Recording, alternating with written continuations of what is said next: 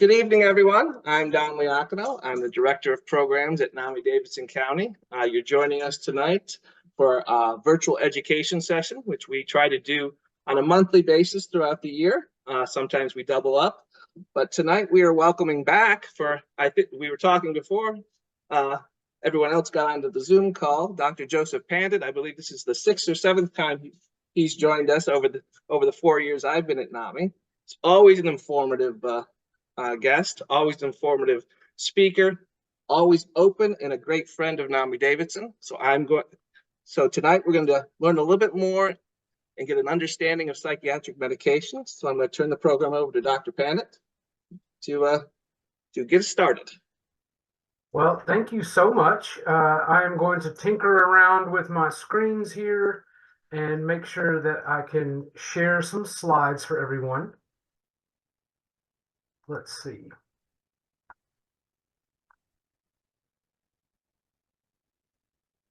How's that looking to everyone? Looks good on our end. Okay, everybody, I see Sarah and Christy, and she doesn't look like an Ernie, and then Deborah, Daniel, and George. Hi, everybody. By the way, please let me know if I need to speak up. I've got this whole dock set up with a laptop and a couple of monitors. I'm sure no one can see that, of course. And sometimes I don't know when I transition to my work office in Brentwood to back here in Madison. Sometimes the AV settings get a little messy. So I don't know if the microphone is coming from the webcam or in the laptop. So I apologize if it sounds muted or you need me to speak up. I'm sure somebody will let me know. Also, I opted not to blur my video because it's weird if you just see my face like this, and I could put like one of those avatars or some kind of weird background. So you may also see my golden retriever Chance kind of come in and out of the doorway if he hears me talking and no one's talking back. He thinks I'm talking to him. So he may come up here and nose me in the leg. But the back door's open, so hopefully he'll find something interesting in the backyard. Yeah, so thank you, NAMI, for having me back out. I'm Joseph Pandit. I'm a pharmacist. I've been for, let me think about this, about 15 years. Prior to my pharmacy life, I was a child and family counselor with youth villages and omnivisions. So I started work at a group home with adolescent teenage males, then transitioned with omnivisions to I was doing more counseling work with foster children, residential, for those of you in the Nashville area, Monroe Harding Children's Home, again, foster care, as well as the transitional living when children were returning back to their homes or some kind of, family setting. And, pharmacy drew me. And then as I was partway through school, learned more about the clinical aspect of pharmacy, which I imagine many of you are not familiar with. You think about a pharmacist being at a Walgreens or a CVS or Kroger, or maybe some independent, mom and pop type pharmacy. So I learned in school that there was a clinical exposure where pharmacists are a highly valued and utilized part of the medical team in hospitals and clinics where we are the drug expert. So a patient goes into the hospital and they've got some kind of community acquired pneumonia, and the doctors are going to start some antibiotic on the patient. Well, the patient may have kidney disease, or they're on some other kind of outside medication regimen where the standard antibiotic regimen is not appropriate, or it's not responding. That is, the pneumonia is not responding to the, antibiotics being used. So the pharmacist is brought in to maybe give recommendations on dosing, or let's change the antibiotic, interpretation of lab values and monitoring. And so the same goes in the psychiatric and neurologic world, which is my specialty, where, the doctors will consult on occasion where it's, we've tried this medication for this patient and it doesn't seem to work. They're not responding. They're having this side effect. So I worked at Skyline Madison campus, part of HCA, for about 9 years.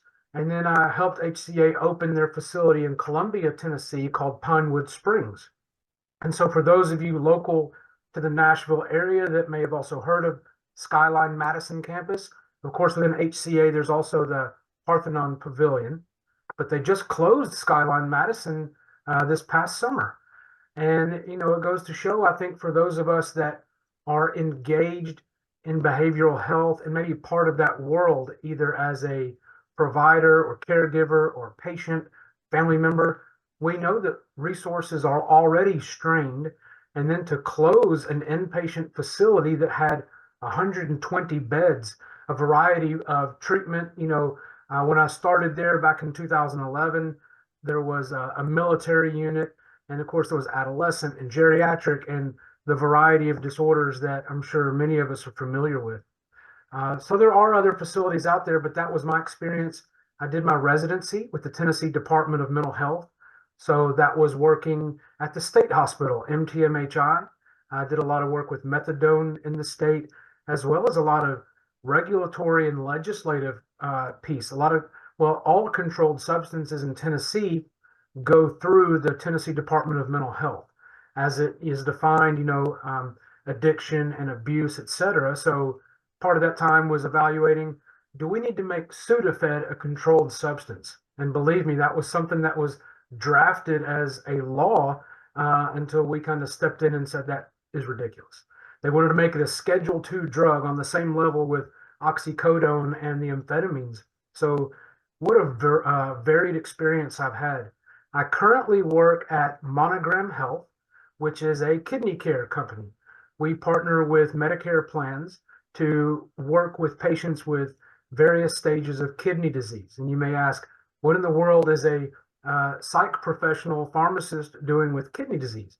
And if we look at what we call polychronic disorders and what leads to kidney disease, there is the majority of our patients with uncontrolled diabetes and or uncontrolled hypertension. And if we think about what did it take to get to a patient to where their hypertension and diabetes were uncontrolled, very often we find underlying poorly controlled depression or uncontrolled anxiety disorders. Of course, we know there's a variety of things like finances and food deserts and medical mistrust and all sorts of things that can kind of coalesce to create problems for our patients. But then they brought me in, maybe we're missing the boat with some of this population. If I can help address their anxiety or depression, maybe now they start taking their medications and their diabetes improves and their blood pressure gets under better control, and we can slow that decline of their kidney disease. So if anybody has kidney questions, feel free to send them in the chat too. So let's kind of, that's my introduction here. I'll move on and just kind of point out what we'll cover tonight. And I also want to stress, please send some questions into the chat. That's going to be monitored. I'm sure Don is going to get some slides out to you guys afterwards that will be emailed. And I very frequently will have, the attendees of the meeting will email me. There may be things that you really don't want brought up in the chat and in front of other people. And so I'm happy to dialogue with you after the meeting, maybe not this evening, but feel free to, put your question together and you and I can email back and forth or maybe even have a phone call, okay? So I'm available for you guys for anything even after this meeting. So we'll talk a little bit about some of the epidemiology in regarding mental health impact on the family. And I kind of gloss over that because frankly, you guys have covered that quite a bit, I'm sure, in your other sessions. You're really here to hear about medications. So we'll talk about pharmacology and then some of the drug therapies that are used in these various disease states. So we'll talk about barriers to therapy and how to overcome them, as well as some potential controversies. When I worked at Skyline Madison, I would actually not only consult with the doctors, frequently would meet one-on-one with the patients, but I would also teach a class in the hospital. The patients would all go to an area called the treatment mall for about 5 hours a day. They would have lunch there in the middle of the day, but they would go to a variety of classes. The morning time was more pertinent to perhaps why they were there. Maybe it's understanding addiction. Maybe it was a PTSD type group. And those would kind of rotate about every 45 minutes. They'd go from one classroom to the next. And then once a week, I would teach a class in the afternoon about medication adherence, which was, basically the patient's not taking the med. And we would discuss why can't they, why won't they, why, don't they take medications? And I got to tell you, over the years of doing that, very rarely did I hear something new. So again, I'll just reiterate, some of you may have a question and you feel, I don't know about sharing this with the group. You'd be surprised that a lot of people are really questioning the same thing sometimes. And if you're willing, I'm happy to address that while we're here tonight. I'm not a paid representative of any medication manufacturer or marketing group. I did mention that I do work for Monogram Health. So if there's the occasion during the presentation where I happen to mention a drug or you feel like I've focused on it too much, it's inadvertent and it's not because I'm getting a paycheck from anybody, okay? So I've tried to pull some more current information about this. I think I had this in my March slides, but as of 2022, 1 out of 4 people took a psychotropic medication. And psychotropic is, by definition, translated mind-centered. So that's going to encompass antidepressants, antipsychotics, stuff for sleep, medications for bipolar disorder, etc., ADHD. 1 out of 4 medications took one in 2022. This is coming from the CDC, so they don't necessarily have, as of October 1st, 2024, they're collecting and compiling data. I'm sure every single one of us in varying, pieces of the spectrum were impacted by COVID. So this is 2022 data. It was probably early 2020 when we started seeing COVID kind of, take seed here in the United States. And I still don't think we fully know the impact of what COVID did to our families and to people in the United States. There was obviously a rise in isolative settings, people not at work or remotely working at home, increases in substance abuse, domestic abuse, child abuse. And so I'm sure that we're still going to see numbers coming for quite a while as it relates to behavioral health. That doesn't even include any kind of pulmonary or cardiac type symptoms. We think about, what is it? Long haulers syndrome or something like that, people that are still experiencing symptoms. So I don't know that we really have an idea of the data as how it relates to, psychiatry. And so sometimes when I've talked about this with peers, maybe even not in the behavioral health world, there's that feeling of, why do people always want a pill to fix something? And you know what? I think that's true. There is an aspect where, think about the rise of Ozempic. So many people think this is some miracle drug that's going to help them shed pounds. And in some aspects, yeah, I don't necessarily believe in the idea of a miracle drug, but it is doing wonders for a population of people who haven't found success in other medically focused therapies when it comes to losing weight. And so some people might think, well, that's just an easy fix. They're not changing their diet and they're not exercising. Well, that's probably true in some cases. But the other thing is, we're seeing advances in medication therapy. And so the idea of being a medicated society, are there actually more illnesses or are we seeking care more appropriately? I also think that prescribers, providers of different types, be it doctors, the mid-level nurse practitioners and PAs, they're getting better training at identifying symptoms and red flags and what questions should we ask. One of the biggest issues that I think NAMI, kind of holds on its shoulders to try to reduce is that idea of stigma. The idea that you're not alone. I like, as I'm looking, and I joked about it being the Brady Bunch screen, I've got this monitor over on my right-hand view with all of your pictures and videos, and Don has We Are Nashville, and I love that. We're a community of people where, especially in events like this, we kind of see we're going through some similar things. And so I think there's also the reduction in stigma that has created a comfort level of seeking care more frequently. And of those, it probably was not a hard guess, but antidepressants are the most used. Women are actually about 2.5 times more likely to be on an antidepressant than men are. Does that mean that women are more emotional and are more prone to get depressed? Or is it men being more repressed and don't want to talk about their feelings and don't seek out care? I think there's all kinds of variables at play there. As far as the impact on the families, again, this is something I'm sure you guys have talked about. behaviors can be unpleasant. They can be irritating not only to the individual, but to the people around them. We talk about time at work and sick leave. And there's also this concept of people that maybe go to work when they're sick, but aren't working at full capacity. If you have the sniffles or a cold or the flu and all this stuff that's going to start popping up again here in the winter time, we think about people that maybe have poorly treated depression or anxiety, and they're not able to either function at work, or think about children at this critical developmental time for them when it comes to family life, school life, other extracurricular activities. And so we see the difficulty that it causes in their life just across the board.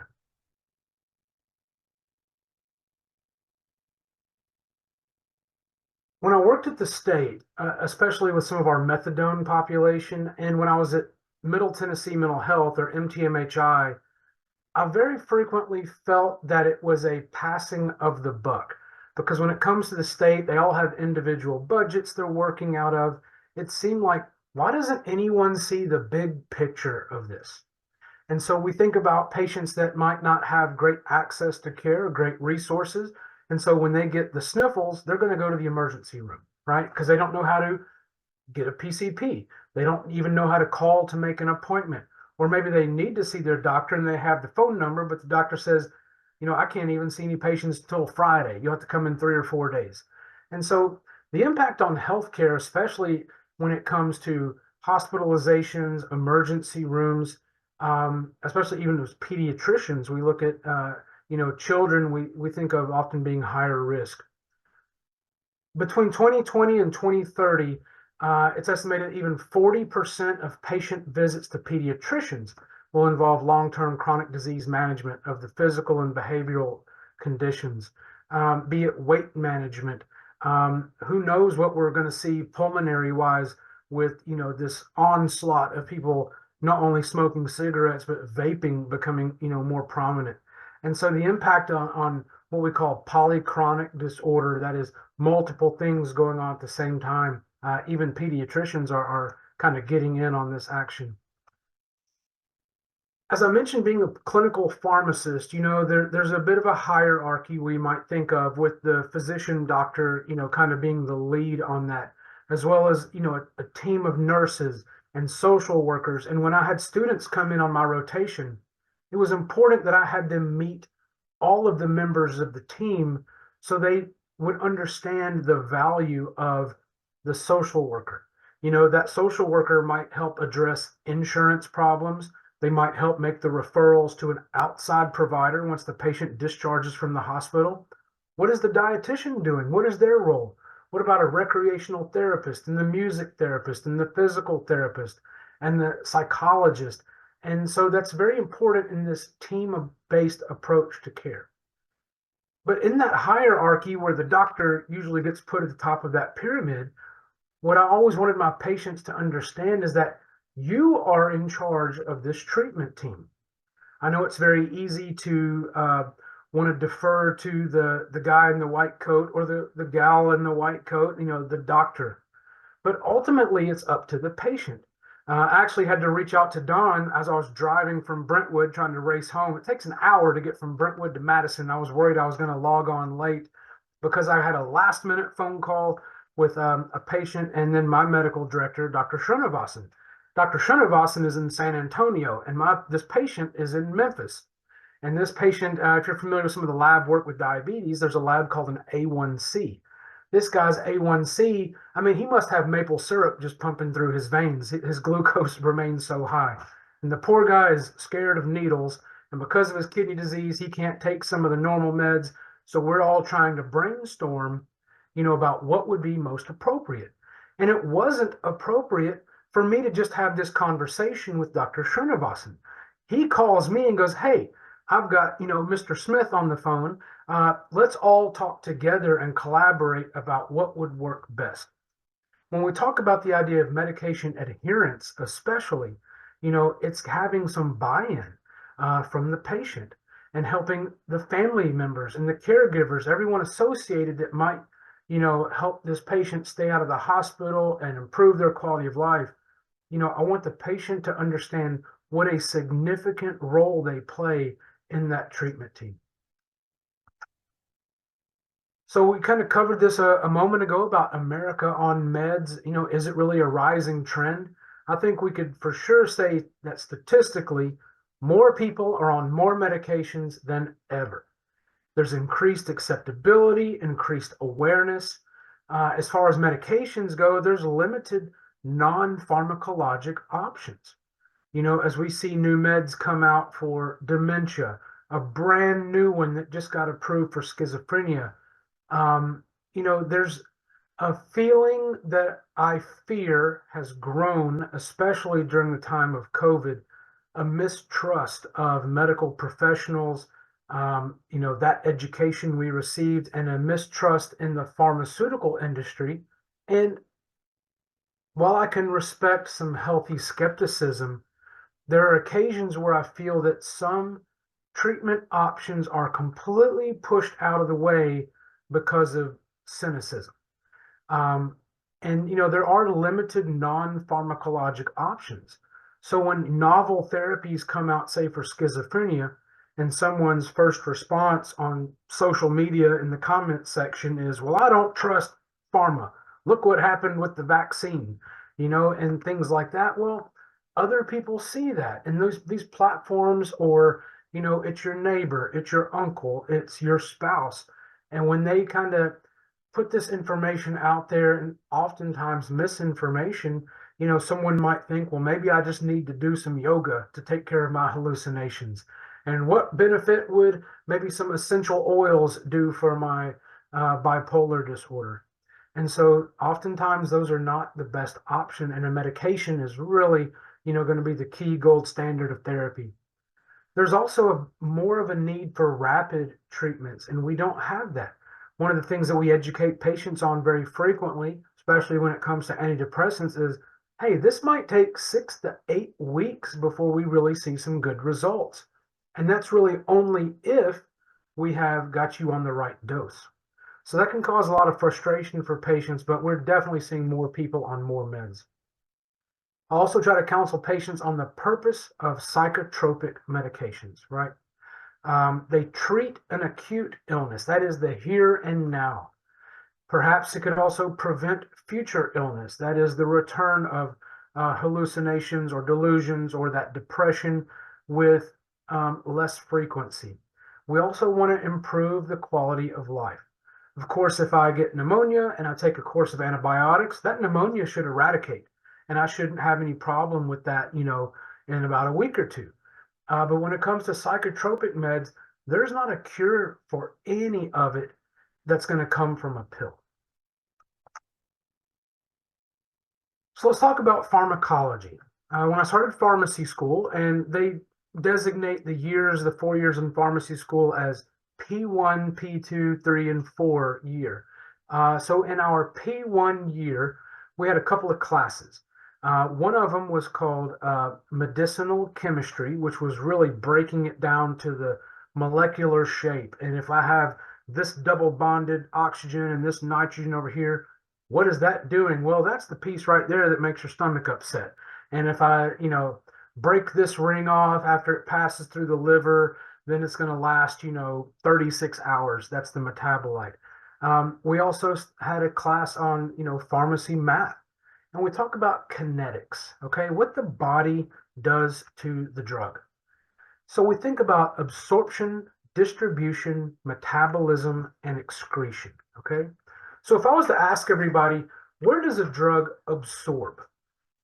And I think most of the times the response I get is, well, in the stomach, right? Well, somewhat, yeah, it breaks down there. Actually, digestion for an oral medication begins in the mouth, right? The saliva begins breaking down the pill, the capsule, the sublingual, those maybe mucosally absorbed drugs. But for the pill and capsule, it starts in the mouth, works its way in the stomach. Stomach acid begins to dissolve it, right? Some of it may absorb in through the stomach lining, but a lot of times we're going to see it once it passes through the stomach, primarily the absorption happening in various sections of your intestines, okay? But where else would a drug absorb? What about the skin for lotions, creams, right? Think about nasal sprays, eye drops, suppositories, injections. These are all places that a drug will absorb. And the way the drug distributes. Basically, that's going to be one of two ways. It's either going to remain in the bloodstream, the water portion really of the body, or it may distribute into what we call lipophilic or fatty tissues, and that would also include the central nervous system. And so there's a chemical nature about these molecules that will allow it to enter into the brain, or a chemical nature that prevents it from entering into the brain. And so then we talk about metabolism, and frequently that's the aspect of the liver, okay? And then there's excretion, or elimination, which would involve the kidneys. You'll hear me talk about some enzymes a little later on. The liver creates certain enzymes that we call cytochromes. And there's an abbreviation we use, CYP, cytochromes. And drugs are broken down by a variety of these cytochromes, and they're all labeled like 2D6 and P450 and 1A2 and 3A4. And I'm already giving myself like some kind of trauma response just thinking about that from pharmacy school.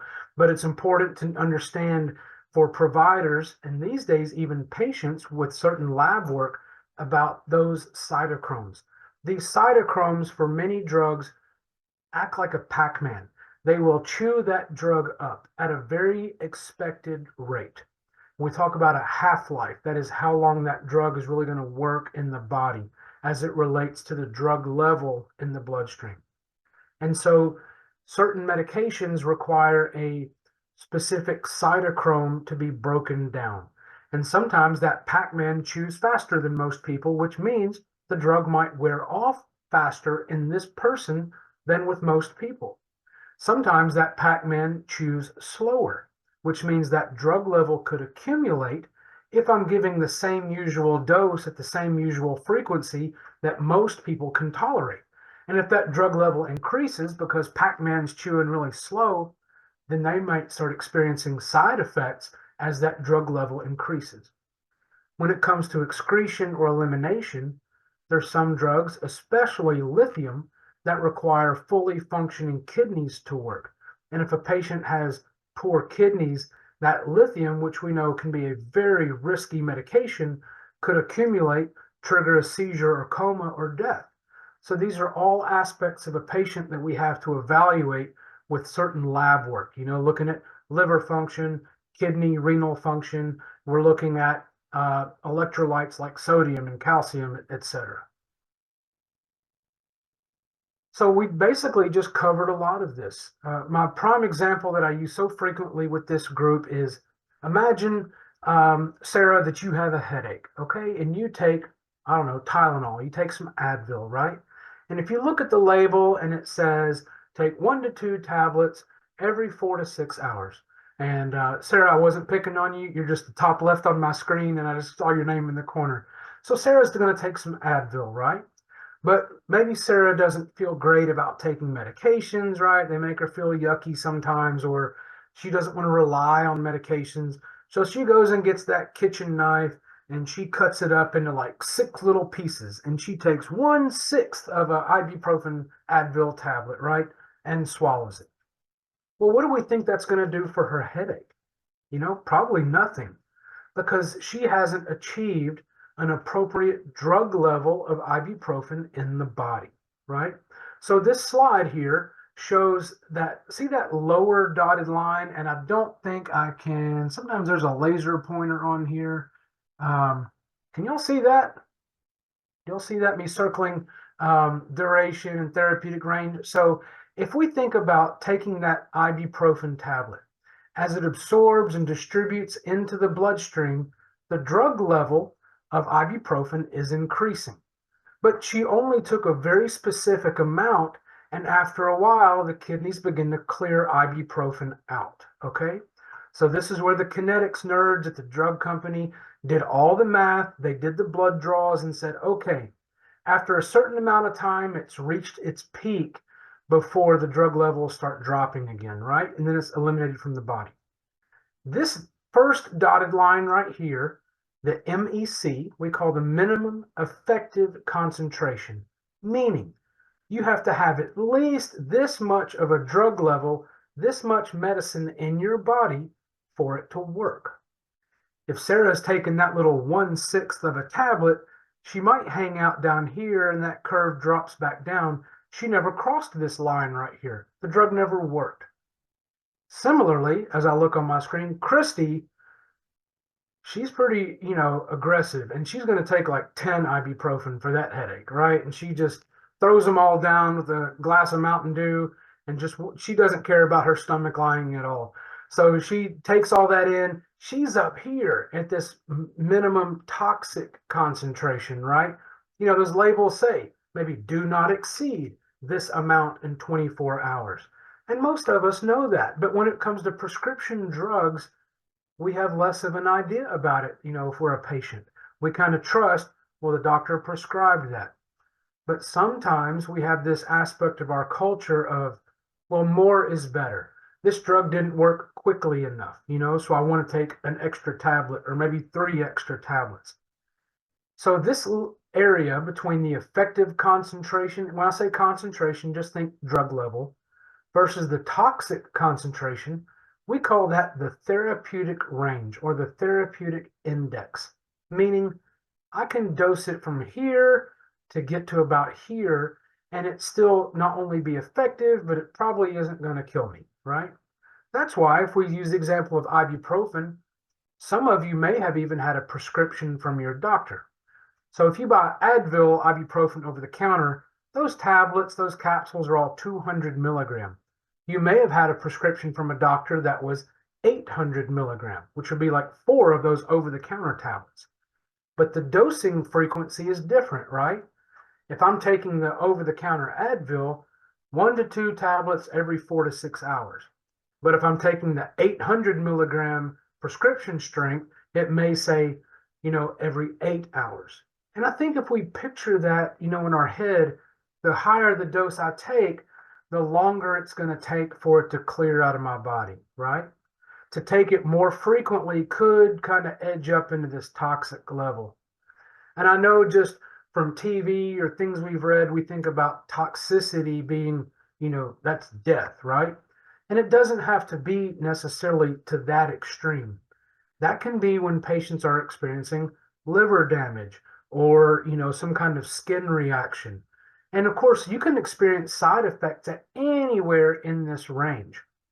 I use an example of Benadryl. Benadryl is a medication designed for allergies, but most people are going to experience side effects even at normally recommended doses, right? Like sedation. Does anybody have any questions about that at all? So based on these kinetics, this is why medications are dosed at a certain frequency, right? So this graph, again, is showing concentration or drug level in the body. And if I go from left to right, this is the passage of time. When you hear a term like half-life, that is the amount of time that it takes for the concentration of the medication to drop by half. Okay? If a patient is taking a medicine like for blood pressure, right? And we say take 1 tablet once a day, that half-life very frequently is going to be about 20 to 24 hours because we don't want patients dipping below this effective concentration. We don't want this up and down wave pool kind of going on, right? What we want is an even level where we're kind of hanging out here at all times, effectively treating our blood pressure. Same goes for my anxiety disorder, my bipolar disorder, my schizophrenia. Because when patients feel comfortable that my symptoms are being addressed, I'm having side effects that I don't really feel great about, maybe I'll skip a dose, right? Maybe I'll take 2 tomorrow. And then next thing you know, they're just getting all kind of wonky on this graph.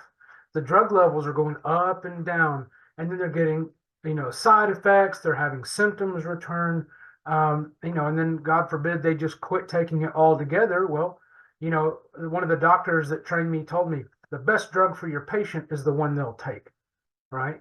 A drug will not work 100% of the time if they don't take it. And that sounds very silly and obvious, but my goodness, when it comes to psych meds, our patients are consistently and chronically non adherent to taking their medications for a variety of reasons, which is why I taught that class. So we talked about pharmacokinetics. Let's talk about pharmacodynamics. That is what the drug does to the body. And if you're a math nerd like me, the math is kind of cool, right? You know, it goes up, it goes down. What's the half-life? What's that therapeutic index? But, you know, sometimes I'll see that meme on Instagram. I don't know if any of you guys are on social media, but it's like, you know, ibuprofen. How does it know where to go in the body? You know, how does it know that my headache's up here and it's not hanging out at my toes? And so pharmacodynamics talks about how drugs do what they do. And so the terminology we use is the mechanism of action, right? Blocks dopamine. It inhibits the reuptake of serotonin. You've probably heard things like a beta blocker, right? Then we use things like an indication. What is the drug for? So Joseph, can I interrupt real quick? Someone had absolutely. wanted a clarification. They asked, did I understand correctly? The half-life is the time it takes to drop to half, or is it the amount of time it stays in one system at half potency? It is the amount of time it takes for the drug level to drop by half. So let's say I take one dose of a drug, and I'm just going to use some round numbers here, right? And the half-life is 10 hours. If I take one tablet, the drug level might reach 100. After 10 hours, that drug level is 50. After 10 hours, that drug level is 25. After 10 hours, it becomes 12.5. Okay, so that's where it could fall potentially below that effective concentration. That is the half-life. Typically, medications are dosed based on the half-life, again, to diminish that under the effective line. And of course, some medications we talk about being PRN or as needed. So the half-life also correlates to the idea of a duration of action or how long the medication lasts. So there's the concepts of extended release, sustained release, controlled release, immediate release, and all the variety of dosage forms, you know, long-acting injections and sublingual administration. So all of those are not only designed based on half-life, but absorption, etc. Did that clarify for whoever asked that question? Okay. So again, we talked about what the drug does to the body as far as the mechanism of action, the indications, you know, oftentimes, or all the time rather, when a manufacturer brings a drug to the FDA for approval, they are demonstrating effectiveness for very specific indications. Major depressive disorder, chronic kidney disease, you know, this type of infection. They are not permitted under that brand name status when they first bring it to market to advertise it for anything else than what the FDA has approved it for. The manufacturer of Neurontin or gabapentin got in huge trouble years ago. You know, gabapentin is approved for certain types of seizure disorders. It can be used for hot flashes, and they had approval for that. Even, you know, neuropathy is very frequently used for that. And then they'd go out and talk to doctors, the drug manufacturer, go, oh, but you can also use it for this. Well, some whistleblower came out and goes, hey, they're not supposed to do that. They had to pay millions of dollars in fines for advertising the drug for off-label indications. Off-label meaning non-FDA approved, usage. Now, that is not to say that we can't use certain medications for an off-label purpose, right? Certain medications, after they come to market, demonstrate benefit in another regard, right? Like Ozempic, its primary indication is for diabetes, but they noticed in the drug trials benefit in weight loss. So then they can seek out some approval also for weight loss. A lot of medications are like that. So if you have a concern, if you're researching medications you take or a loved one takes, and you're like, wait a second, it doesn't seem to be approved for that. Have that conversation with the prescriber, because very frequently there are other benefits and uses for a medication that were discovered, after some time. Adverse or side effects. I mentioned this as far as that toxicity level, but side effects very frequently can be the singular thing that makes a patient want to stop taking their medication, right? Makes me sleepy. It makes me impotent. It causes stomach upset, right? It makes my hair fall out. Then we think about some things that may not be visualized or felt. It may cause problems with your kidneys or make your sodium drop. Change just certain aspects that may only be seen by lab values. And these are all things worth monitoring. And what I usually will tell my patients is, we have some ways to address that. If you're taking a drug that causes a side effect, it seems like the most obvious thing is, well, stop the drug, right? Let's stop what we call the offending agent. But we can't always do that because we were using that medicine for something, right? So if I'm going to stop the drug, I'm going to have to replace it, probably. Sometimes it's a situation where, let's just wait and see what happens. Or maybe you don't need it after all. Other times, if you remember that graph, maybe I just need to reduce the dose. Okay, it could be a dose-related side effect. You're not as sleepy if I give you 25 milligrams instead of 50 milligrams. Okay, sometimes we need to change the frequency.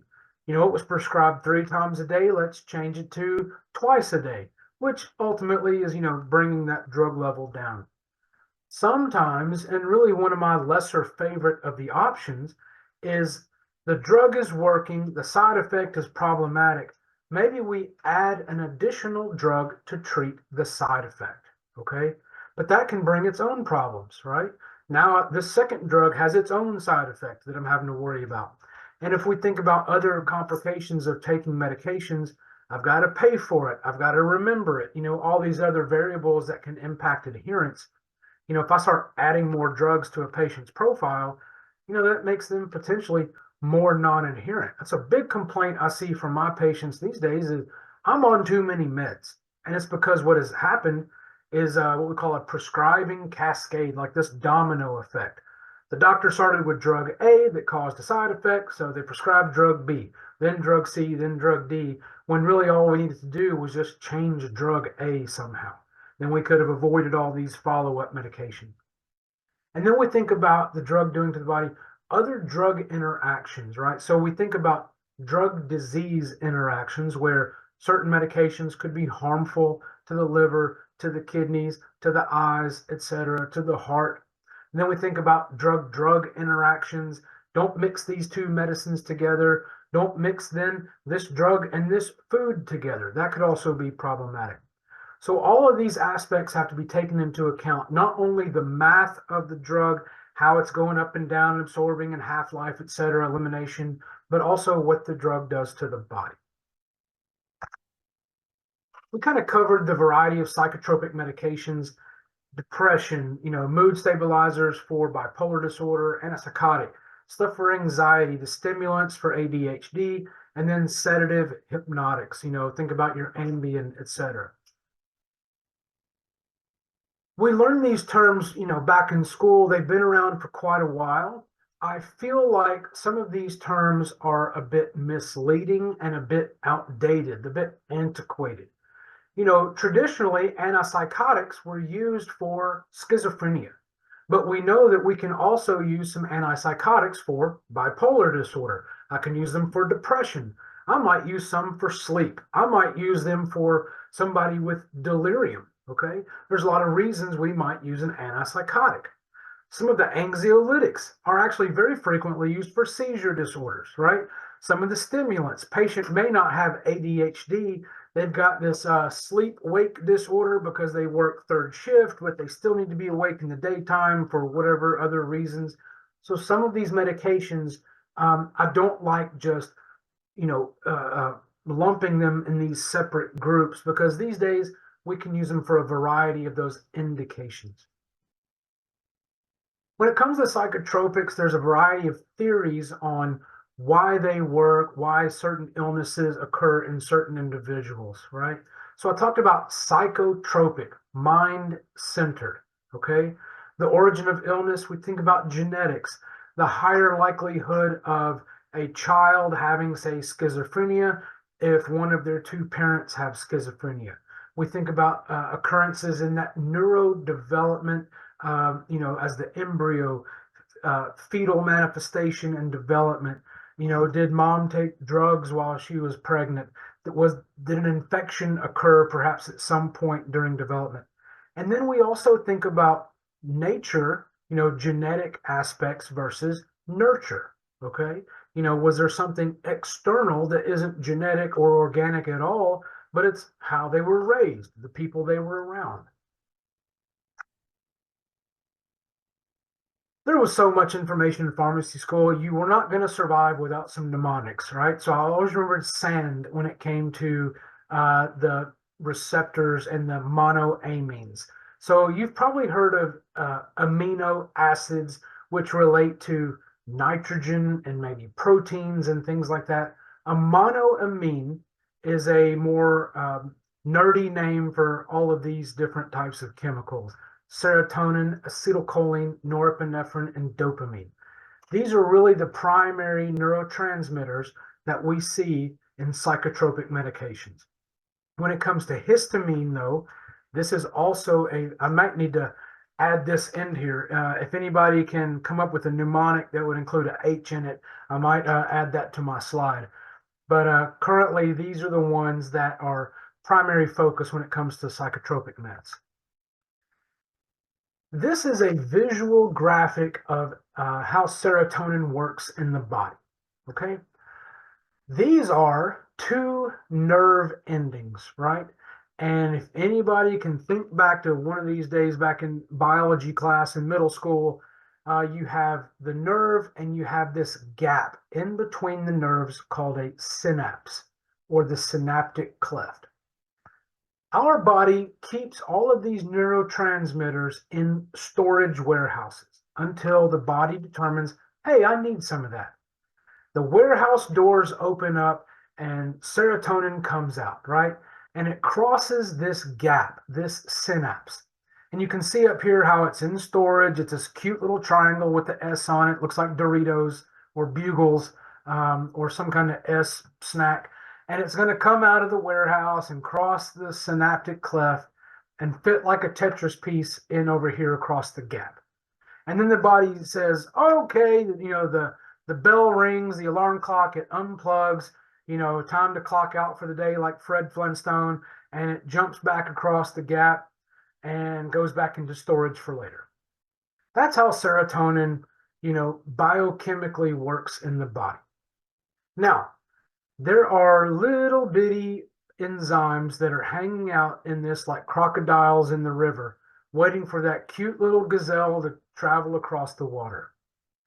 And these chemicals like to eat serotonin and norepinephrine and acetylcholine and dopamine, right? So if it's all getting chomped up before it can plug into the receptacle right here, the receptor, then serotonin does not get to exert its activity. Certain antidepressants prevent these chemicals from eating the serotonin, okay?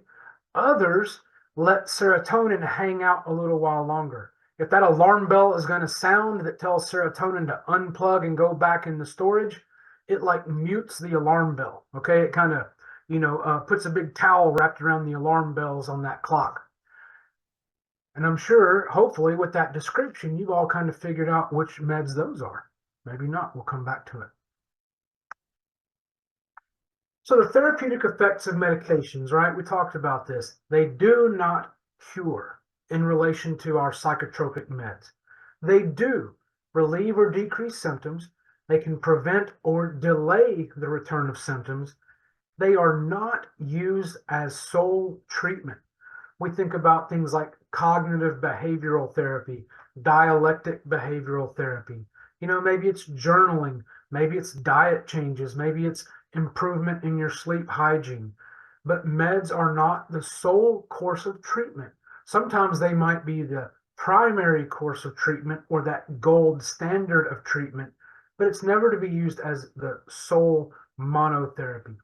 Again, we have to understand that sometimes it takes weeks to see effects.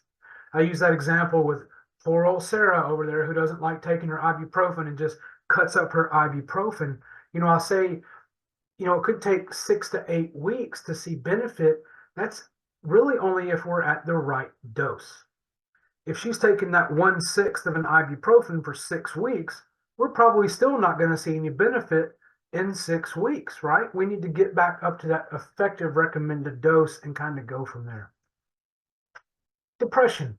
Again, I don't want to hash out a lot of stuff that you guys may already be familiar with, but we know that depression has such a variety of symptoms in the way it manifests or presents, when seeing a doctor, or maybe they're not seeing the doctor. We think about affective, that is the presentation, the sad face, the slow movements, things like that. Behavioral, somatic, that could be maybe other symptomatic feelings of GI upset, etc. And cognitive, just the way a patient is thinking. So more technical terms, MDD, major depressive disorder, versus dysphoria, which is depressed mood, but maybe not meeting that extreme criteria of major depressive disorder. I can still remember from years ago that cover of Time magazine about the Prozac Nation. When the SSRIs came out, looks like a drug manufacturer and the world of drug manufacturer for psychotropic meds finally seemed to hone in on a therapy that didn't appear to cause more side effects, that were possibly worse than dealing with depression. Between that time, that 20 years or so, nearly 68 million people were started on an SSRI. Certain medications have a blaring, alarm-sounding neon sign warning with them. Not all medications, in fact, very few medications, but some have what is called a black box warning, meaning something very bad can happen if you take this drug. One really bizarre example that I think of, and some of you may have heard of a medicine called Cipro or ciprofloxacin. It's an antibiotic frequently used for UTIs and other variety of infections. Cipro has a black box warning for tendon rupture. Can you imagine you're just taking some Cipro for UTI and you're just strolling down the sidewalk and your Achilles tendon just detaches and rolls up like a window shade? Yeah, that could happen. And that sounds immensely painful, and I'm probably over exaggerating a little bit, but some medications have that black box warning. All antidepressants have a black box warning for an increased risk of suicidality in children up to the age of 24. Can you imagine? A patient comes to my office expressing concerns over a depressive state. It's so bad they've come into a hospital. They've been thinking about suicide. They may have attempted suicide, but their quality of life is so diminished, they are asking for help. And the doctor's response is, "Here, take this pill. By the way, it might make you want to kill yourself." I mean, it seems so counterintuitive and so extreme when I'm trying to help somebody, and these medicines have that kind of warning on it. Does anybody, I don't know if you want to do it in the chat or otherwise, do you guys know what that's about? Have you heard that ever explained to you from another provider? Okay. When it comes to these medications, we very frequently, I mentioned mechanism of action, right? We talk about monoamine oxidase inhibition. We talk about selective serotonin or serotonin and norepinephrine reuptake inhibition and how it impacts neurotransmitters. We can describe that. What we fully don't understand is what serotonin does for depression. So very frequently, if you were to look up a medication and its mechanism of action, it might say it's an SSRI, but it may also say mechanism not fully understood. Okay? Why is it that someone could have such a traumatic event that they then experience, severe major depressive disorder. Someone else could experience a very similar event and it really just fall off them like water off a duck's back. Is it a psychosocial? They've got a better handle on how to deal with stress, those kind of life events. What is the variable in an individual that some people have, anxiety and others don't? Similarly, we're really not sure what is causing an increased risk of suicidality in someone up to the age of 24. We do know that age really kind of delineates a time when a person's brain may not be fully formed, be it, frontal lobe, etc. And if we think about depression and its symptoms as it relates to, we'd use terms like anhedonia, loss of interest in things that are, previously pleasurable, right? They're not taking care of their hygiene, dietary changes, sleep has changed, all these things. When I give someone an antidepressant, one of the first benefits they're going to notice is improvement in energy, maybe a benefit in sleep, but we haven't really dealt with the more deep-rooted aspects of that feeling hopeless, right? And sometimes those suicidal thoughts. There is a presumption that someone who's perhaps already experiencing some of that risk of harm to self, if I'm going to boost your energy in the first few days a little bit, maybe someone acts it out because prior to that, they didn't have the energy really to follow through on it. They didn't feel like they could do that. And up to that age of 24, people might be a little more risk taking without fully thinking through their actions. So that's kind of a guess, but of course we never know what goes through someone's head in that type of situation. So think about this, monoamine oxidase inhibitors. You may have seen on prescription bottles or read somewhere, MAOI, right? Monoamine oxidase inhibitor. Let's go back to my drawing right here. See these over here? This is one of those enzymes that likes to chomp up serotonin. Monoamine oxidase inhibitors muzzle that crocodile. So if I, put this into submission, well, now serotonin can safely travel across that cleft and plug into the receptor. All right. We think about tricyclic antidepressants. Some of these you may have also heard of. Amitriptyline, clomipramine, imipramine. They are very effective for depression. But remember what my attending doctor told me in training, the best medicine for your patient is the one they'll take. Patients did not like taking these drugs. It made them sleepy. It gave them blurry vision. It made them gain weight. It made them dizzy when they stood up out of a chair. Okay? These drugs have so many food and drug interactions, patients weren't really safely taking them because to be on this medication, they had to avoid some of their favorite foods and maybe some beverages because of the medication. So patients decided, I'm going to quit taking that medicine. No matter how effective it is, if the patient doesn't want to take it for whatever reason, it's not the best medicine. And like I talked about approved indications and off-label, these medications we frequently use for sleep. We use them for anxiety. We might use them for OCD. We might use them for nighttime bedwetting, of all things, okay? So they have a lot of benefit outside of their initial design. I had a friend of mine who took amitriptyline because she would grind her teeth at night and would get migraines when she woke up. So the doctor put her on amitriptyline to give her a little more restful sleep. That mechanism of action for all of these, increasing the availability of serotonin, okay?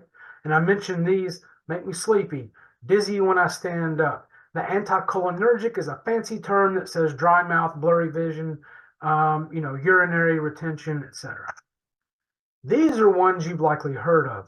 Celexa, Lexapro, Prozac, Paxil, Zoloft, Vibrid also in here. It's kind of a mixed bag on some of its mechanism of action. It's not fully perhaps an SSRI. So as drug designers are coming out, drug manufacturers, they're trying to tinker with the molecule. What's something that we can make it a little different so that maybe it imparts maybe fewer side effects or different side effects that might make it more palatable for a patient. Then we have the SNRIs. So remember, think about that SAND mnemonic: serotonin, acetylcholine, norepinephrine, dopamine. Norepinephrine sounds a lot like epinephrine, right? And you guys know what the more commonly thought of term with epinephrine is? It's adrenaline, okay? So when someone uses epinephrine or an EpiPen, they are quite literally injecting themselves with adrenaline. Adrenaline does what?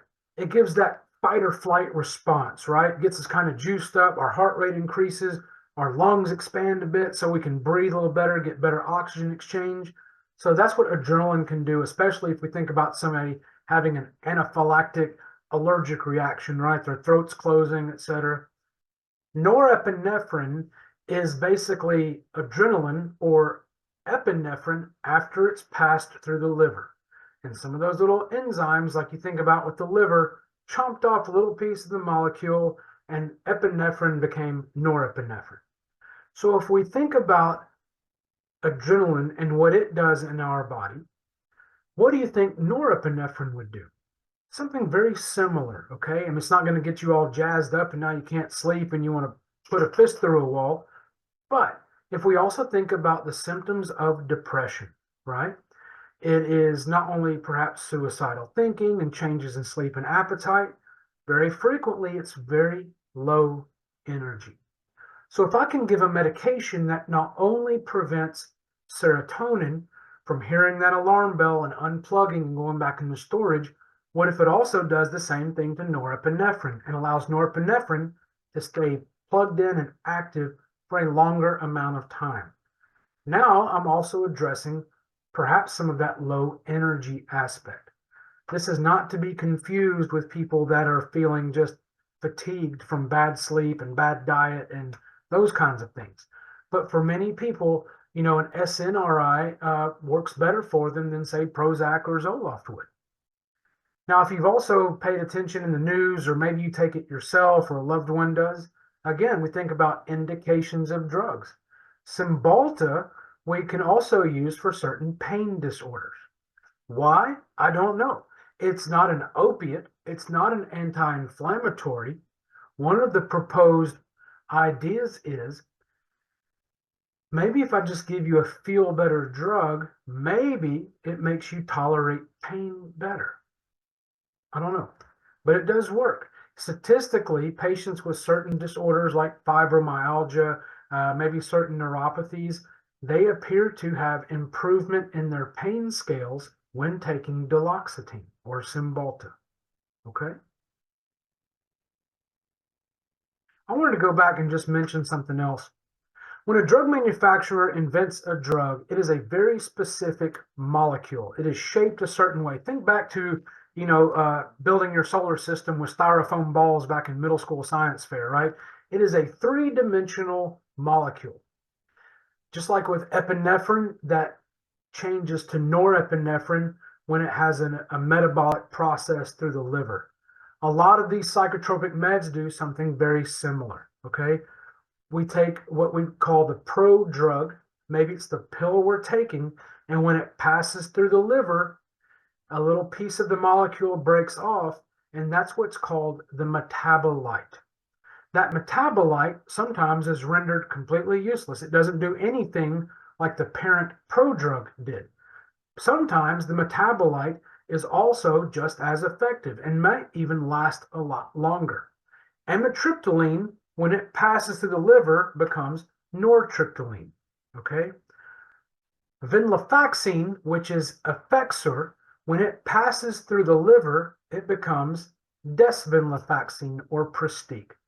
And when drug manufacturers bring their drug to the FDA, the patent is specifically for that molecule. And so the drug manufacturer already knew from their studies that it becomes desvenlafaxine. They also knew that desvenlafaxine has efficacy, effectiveness in depression. So they were waiting for the patent to come close to expiration, which happens after about 15 years. And then they come to the FDA and go, oh yeah, here's a different molecule. And by definition it is, and we're going to call it Pristiq. And so the FDA approved it.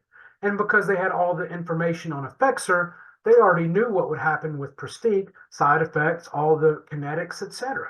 And that's how a lot of drug manufacturers can continue getting that brand name drug income from drugs that have essentially been on the market. There are, though, not only patients, but there are doctors who sometimes feel like new drugs are better. And I wish that didn't happen, but I have had that conversation with doctors I've worked with. Well, Effexor wasn't working, so I think we should change the patient to Prestige. And I just think, if they've been taking Effexor, they've been taking Prestige all along. Prestige is not going to work for them if the Effexor hasn't been. Does that make sense to everybody? Okay. I mentioned that too, and you too, Lexapro.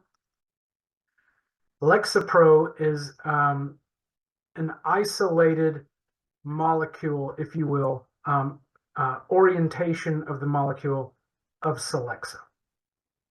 I had a lot of doctors that started changing their patients from Celexa to Lexapro, claiming the Celexa wasn't helping. Well, then Lexapro won't either. But the best medication for the patient is the one they'll take. And I think about a very good friend of mine who was experiencing some anxiety and depressed mood, and the doctor put her on Celexa, and she wasn't responding very well to it, or rather wasn't improving. And somewhere she knew some coworker that was on Lexapro, and she calls me, "What do you think about changing to Lexapro?" Well, if the Celexa doesn't work, then neither will this. Well, I think I want to try it. And at that point, it's like, okay, then try it. And then she calls me about a month later, "It's really helping." So, I'm not going to fight that battle and argue with my friends, much less my patients, if they have a belief that it's going to work. The placebo effect is real. And so, her depression may have improved, her anxiety, improved, and I can hear Chance barking. I think a burglar's trying to get in the house, so you can ignore that for right now. But, there is something to be said for understanding how the mechanisms work. But if a patient wants to take it, really, who am I to argue with them?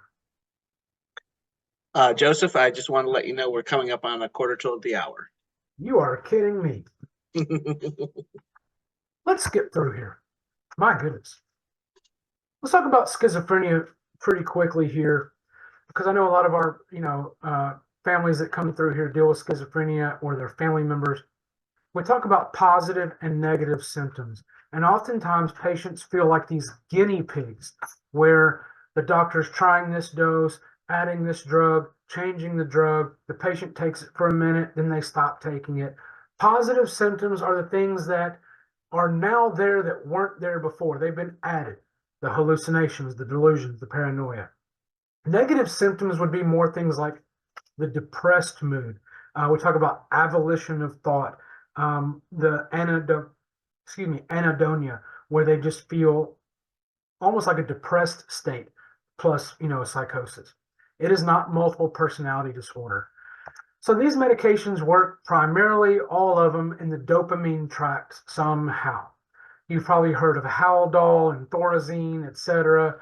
Then we've heard about all these, what they call second generation, Abilify, Geodon, Zyprexa, Seroquel, Fanapt, Latuda, and Vega. Many of our patients are taking long-acting injections. I mentioned earlier that, some patients feel better and quit taking their meds. And so this is a type of medication that if I give you a drug that I can give you a shot once a month, every 2 weeks, maybe it's every 3 months, that's going to be better for the patient's quality of life and reduce the number of those admissions. So I talked about dopamine. The most common side effect I hear about with these medications is weight gain, especially with the newer agents, even development of diabetes because they've gained so much weight. The older first generation drugs would cause movement disorders. We frequently call it EPS.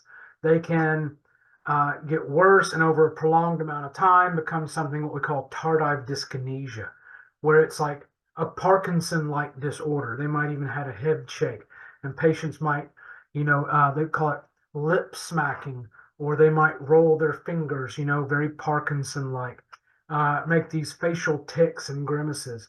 And I remember in residency over at the state hospital, these are the persistently mentally ill, the sickest of the sick, no insurance, have been sick for years. And because of budgetary reasons and lack of access, and they've been sick for so long, really the only drugs that were out there for them were those older ones like Haldol and Thorazine. And then I'm seeing the results of that years later with tardive dyskinesia. And I remember the attending I was working with at that day saying, as we watched a patient in the day room, he said, please, for the love of your patients, don't ever allow that to happen to them. And that stuck with me. So the newer agents don't have that EPS and tardive dyskinesia, but it might make you gain 75 pounds. The thing is, between those two different classes, first generation, second generation, they are working similarly in the way it treats schizophrenia and those symptoms of schizophrenia. The difference is in the side effects. And either or, patients look at that and think, I don't want to experience that side effect, therefore I'm not going to take it. We use these antipsychotics also in bipolar disorder, and I want to point out just a new agent that was literally approved last Friday, Cobenfy. It targets receptors other than dopamine. Most commonly, the side effects were GI related, but because it is not working on dopamine, it does not appear to cause any of the movement disorders like EPS and tardive dyskinesia, does not appear to cause any kind of weight gain. That is revolutionary. We have not had anything new as far as a mechanism of action in decades when it comes to schizophrenia. I've got to be honest, I don't know much about it. I first heard about this back in March. It was referred to by its FDA study name as like CAR-XT, but Cobenfy is the drug name approved on the 27th by the FDA. I do want to take a moment here, and I will kind of repeat that Don is going to send these slides out because there's more information in here.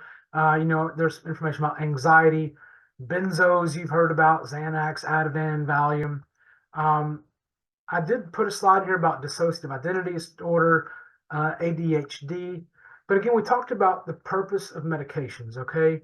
Some of these medications are going to require that the patient get labs, like drug levels, perhaps. Lithium and Depakote, very commonly we have to watch because that therapeutic index is more narrow. Adjusting the dose one way or the other either makes it less effective or might skyrocket you in a place where it's not as safe anymore. We need to monitor for some patients for pregnancy. A metabolic panel is looking at liver and kidney and electrolytes. A blood count is looking at the risk of anemic type disorders, or perhaps high risk of infection with certain meds. Metabolic syndrome, we think about weight gain, risk of diabetes, increased cholesterol levels. I talked about some medications that might cause dizziness when you stand up. Well, I have to watch that if I've got a patient also on a whole host of blood pressure medications. And if I'm taking a drug that makes me sleepy, and I got to take it once a day, well, maybe you take it at bedtime instead of the morning time when the doctor initially said it. They read the label, take one tablet by mouth once daily. And they hear daily and they hear day and they think I got to take it in the daytime, then they're sleepy all day long. Well, once daily could also mean at bedtime, right? Some of these medications, if I think about benzodiazepines especially, or a lot of the ADHD medications, they are controlled substances, which creates a problem for some patients when it comes to getting refills, getting a new prescription, and then a lot of times out of stocks by the pharmacy. Hey, we don't have it. And you're like, well, what do I do? Well, take your prescription and go elsewhere. You got to find somebody else. Cost is a problem. This is part of that class I used to teach. If you can't afford it, by all means, speak up. Because some of these medications can be very expensive, and even on its own, maybe it's not awful. But the patient's also taking 7 other medications, and they've all got copays. And all together, I'm wondering, do I pay my light bill this month, or do I get my prescriptions filled? We think about side effects. Again, stop the med, change the med, reduce the dose, add on a drug to treat the side effect. There are options. Another barrier is the remission of symptoms. Patients think, I'm cured. I feel so good today. The voices have stopped. I don't feel so depressed. And they think, maybe I don't need this medicine anymore. and especially with some type of psychotic disorders, paranoia, delusion, mania returns, and now they're in a very unsafe situation. Some patients feel like I'm taking the med, but I still feel sick. If that's happening, maybe you're being underdosed. Maybe we haven't given it enough time. Maybe we've misdiagnosed you. Okay. A patient with a bipolar disorder may not respond very well if they've just come in with depressive symptoms. So the doctor puts them on an antidepressant and it doesn't really help the bipolar, right? They're still having some depressive symptoms. Next thing you know, they've surged into a manic episode. Sometimes they think, I'm on too many pills. And sometimes they think, I don't want to be on these because people will think I'm crazy. And if I just pretend like it's a non-issue, then I can just wish it away. So that's also that barrier. I'm going to stop there. Does anybody have questions in the chat that I should address, Don, or is this something that If people are more, there are no questions currently in the chat, but if people are more comfortable asking in the chat, feel free to, and Eileen and I can ask Dr. Pandit for you. But this is a great chance to pick Joseph's brain right now. I will throw in, Don, I think had brought it to my attention some time ago about questions about genetic testing. That's becoming more in vogue, I think, in the past several years. I can tell you 15, 20 years ago when I was actually in pharmacy school, we had a class about pharmacogenetics, or they sometimes would call it pharmacogenomics. And I mentioned in the very beginning the idea of cytochromes. Virtually all of the psychotropic medications, especially antipsychotics, antidepressants, are metabolized by a variety of cytochromes. And I mentioned if Pac-Man's chewing too fast, you might eat the drug up too quickly. If it's chewing too slow, the drug level increases, and now you're having side effects. GeneSight is one of those organizations which allows for lab testing, which will provide you results of your cytochrome panel. So kind of up front, you and your doctor can help make a more educated decision of, based on these results, taking this drug like fluoxetine, Prozac really never would have worked.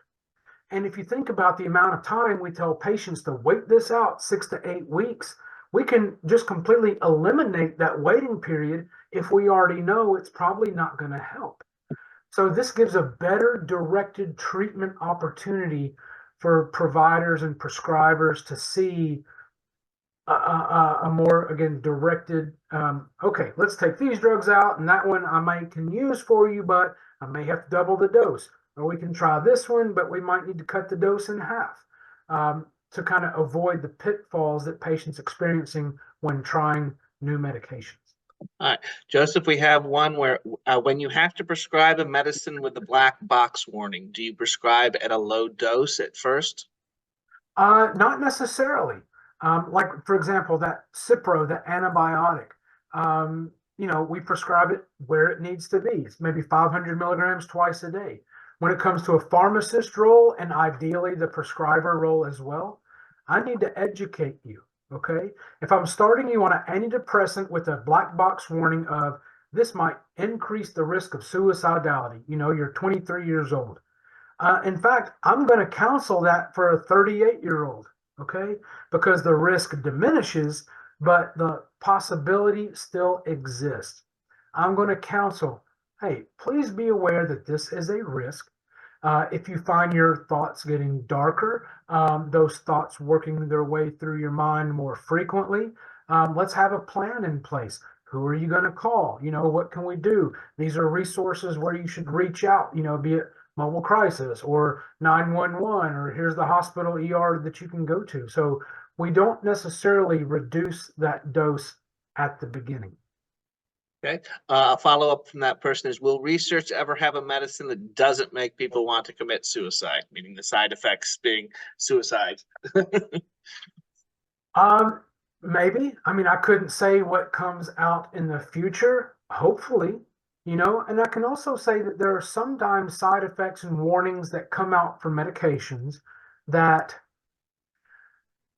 are questionable. And it's more of a liability piece where once you can't put the toothpaste back in the tube once it's out there. So it's very possible that a company tries to, come back to the FDA and go, look, this drug has been on the market for, X number of years. Do we really need that warning? And, on some occasions, the FDA is like, yeah, you got to keep it there. Or they might say, you know what? You're right.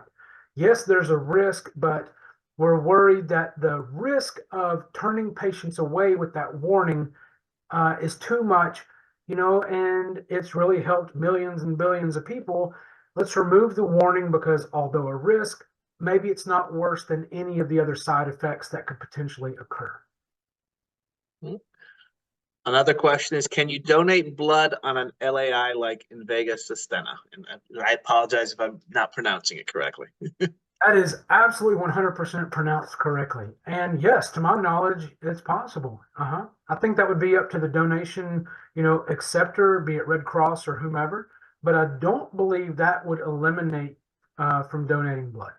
Okay, and the same person asked, are PPMs the bad guy, in quotations? PPM is like parts per million, or PBM like a pharmacy benefit manager? PBM, I'm not sure. Yeah, pharmacy benefit manager. Yeah, they're straight from down below that guy with the pitchfork. I think there was another question.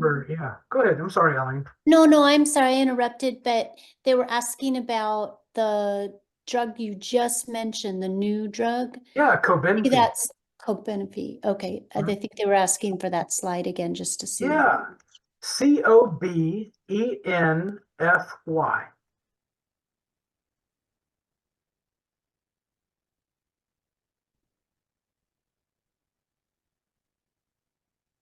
Yeah, it works on that cholinergic system.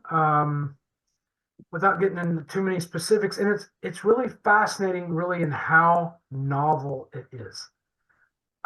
There is absolutely no telling what it will cost, although I imagine it will be very similar to any of the other brand name antipsychotics that are out there, be it Latuda, etc.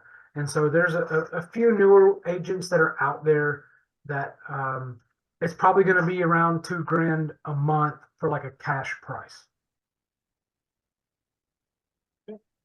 Yeah, so you're coming to around like $20 to $25, per tablet. I've got two more questions in the chat. I'm going to ask the shorter one first. Okay. Can we contact you about the mixture of meds our loved ones are on, just to get your feedback? 100% yes. I would be happy to. Please understand that, I won't have a full picture. At this point, it would be getting kind of secondhand information. Really wouldn't feel comfortable if you're trying to send me, progress notes or, anything, from the doctor's chart or whatever.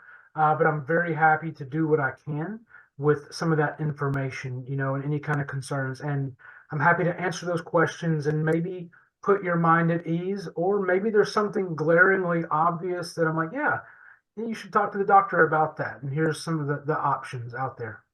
Okay. And I'm asking this, is your contact information in the slides? No, but I will put it on that first title slide if you like, Don. Okay. So everyone, when you get the slides later, you can contact Dr. Pandit through his the information he'll put on the first slide. One more, there's a more detailed question real quick. My daughter has finally, after 10 years, found a mixture of many meds that keeps her symptoms of schizophrenia at bay, but she deals with many side effects. She has learned to live with them, but I'm constantly trying to improve her quality of life. Would you try the new medicine, Cobenfy, at a risk of destabilizing, or wait for further testing? So as far as testing goes, I mentioned that gene site. We're not seeing a ton of evidence in its benefit, perhaps with antipsychotics.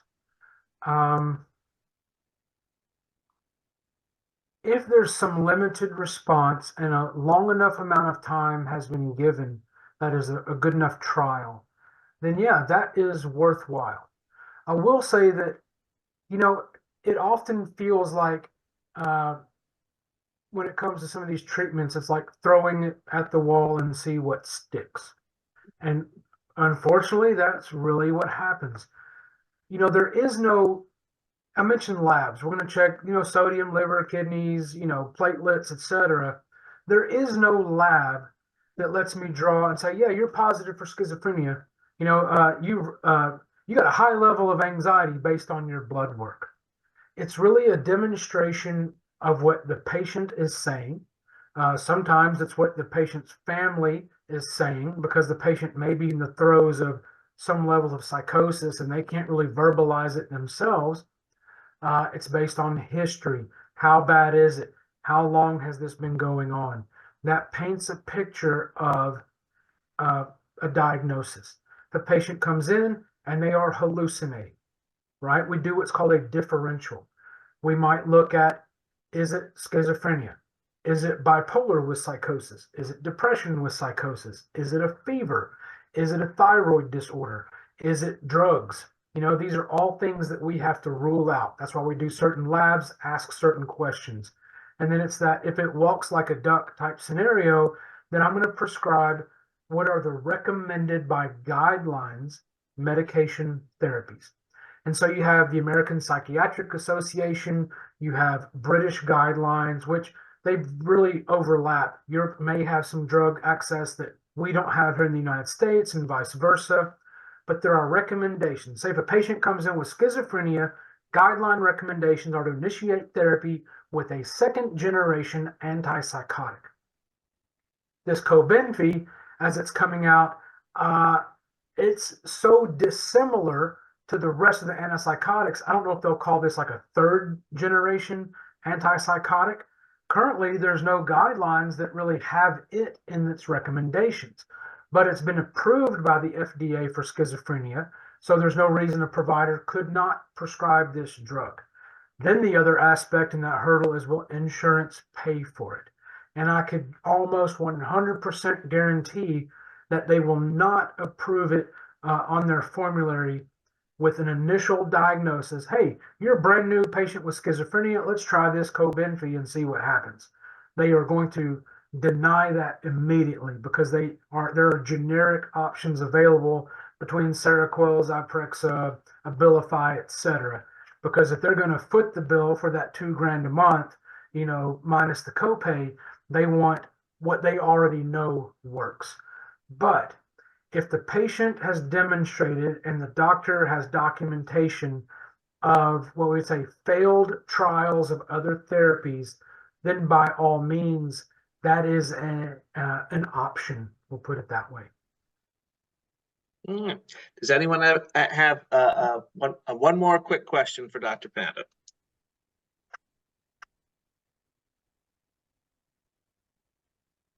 I'll take that as a no. And we do have thanks, but for the benefit of the recording, I want to let everybody know here and our YouTube channel subscribers that we are always looking for educational session ideas. Dr. Pandit has been coming back to us for a long time talking about psychiatric medications, but we're always open to what our members and the public want to hear about. So please feel free to email me at outreach@namidavidson.org. If you have a session you'd like to hear, I can't guarantee I'll be able to find a presenter, but I will do my best. But with that, I want to thank Dr. Joseph Pandit for taking time out of his schedule tonight. Chance, I'm sure, is looking forward to him being done for the night. But if you all will join me in thanking him we always appreciate your time, Joseph. Absolutely.